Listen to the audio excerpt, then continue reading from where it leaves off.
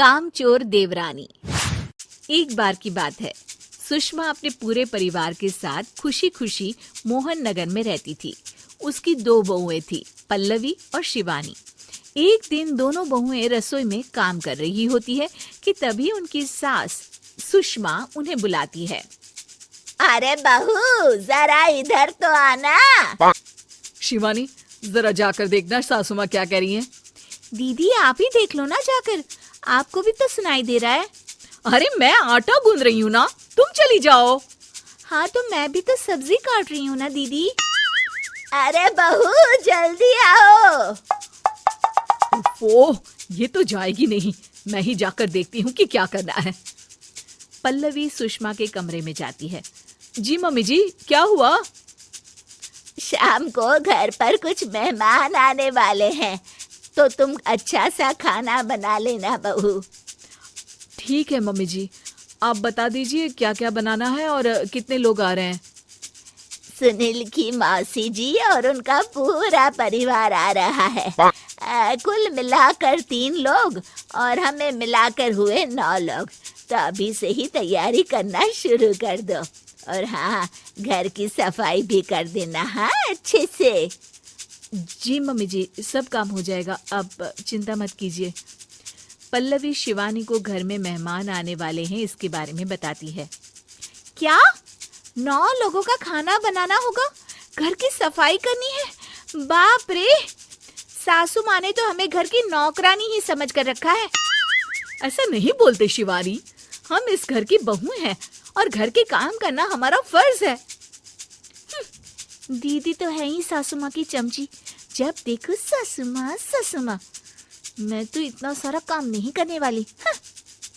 शिवानी कपड़े लेकर गमला साफ कर रही होती है और चक्कर आने का नाटक करने लगती है। मेरा सिर चकरा रहा है। तभी वहाँ पल्लवी और सासू माँ जाते हैं। अरे बहू, क्या हो गया तुम्हें? मम्मी जी, बहुत तेज सर में दर्द हो रहा है। तुम एक काम करो शिवानी, आराम कर लो। नहीं नहीं दीदी, घर में मेहमान आने वाले हैं, मुझे आपकी मदद करनी चाहिए। अरे कोई बात नहीं शिवानी, तुम आराम कर लो, मैं सब काम कर लूंगी। ठीक है दीदी, अगर आप इतना कह रही हैं तो आराम कर लेती हूँ। शिवानी आराम से अपने कमरे में मैगजीन पढ़ रही होती है। इसे कहते हैं आराम की जिंदगी। इतना सारा काम। चलो, सारा काम खत्म हो गया, शिवानी को देख आती हूँ। शिवानी अपने कमरे में ईयरफोन में गाने सुनते सुनते सो जाती है और उसके साइड में मैगजीन भी रखी होती है। पल्लवी वहां आ जाती है और वो सब देखती है। ओहो, तो मतलब सब काम चोरी का बहाना था। अभी बताती हूँ इसको। घर का सारा काम मुझे करना पड़ा और ये महारानी यहाँ मैगजीन पढ़ रही है, गाने सुन रही है। पल्लवी रसोई से एक प्लेट और चम्मच लेकर आती है और शिवानी को थाली बजाकर उठाने लगती है। शिवानी अचानक से उठती है। उठ गई महारानी, गाने भी सुन लिए, मैगजीन भी पढ़ ली। तुम तो बहुत बड़ी झूठी निकली शिवानी। तुमने सर दर्द का बहाना बनाया ताकि काम करने से बच सको। हाँ, बनाया बहाना, तो क्या करती, इतने सारे काम करती। मुझे कोई शौक नहीं है चापलूसी का। क्या चापलूसी? तुम्हें लगता है कि मैं सारे काम चापलूसी के लिए कर रही हूँ? नहीं तो क्या। तभी वहाँ सासू माँ आ जाती हैं। अरे बहू, वो लोग बस आने ही वाले हैं, तुम तैयारियां कर लो। जी सासू माँ, तुझे तो मैं बाद में देखती हूँ। सब खाना खाने बैठते हैं और खाना शुरू करते हैं। तभी सुनील की मौसी बोलती है। वाह भाई वाह, खाना तो बहुत ही अच्छा बना है सुषमा जी। एक एक चीज में क्या स्वाद है। ये सुनकर शिवानी मुंह बना लेती है।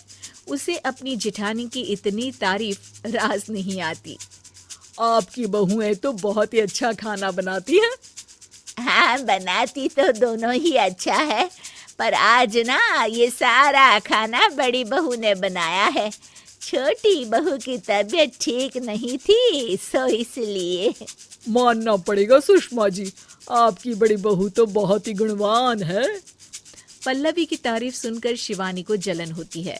पल्लवी ये सुनकर खुश हो जाती है और शिवानी की तरफ देखकर उसे चिढ़ाती है।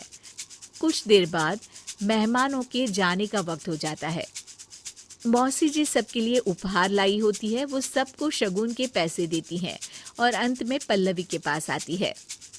तुम्हारे लिए शगुन का लिफाफा तो है ही, पर बहू तुम्हें एक और उपहार भी मिलेगा इतना अच्छा खाना बनाने के लिए।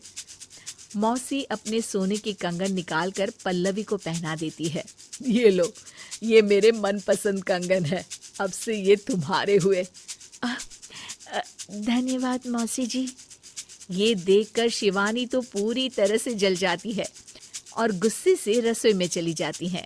तभी वहां पल्लवी आ जाती है और उसे अपने कंगन दिखाने लगती है।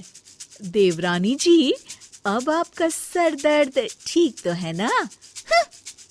मुझे लगता है कि अब सर दर्द शुरू हो गया होगा आपका। उम्मीद है कि आपको हमारी ये कहानी पसंद आई होगी। कृपया हमारे चैनल को सब्सक्राइब करें और सभी अपडेट्स के लिए बेल आइकन जरूर क्लिक करें। और हाँ, वीडियो लाइक और शेयर करना मत भूलिएगा। Bye bye.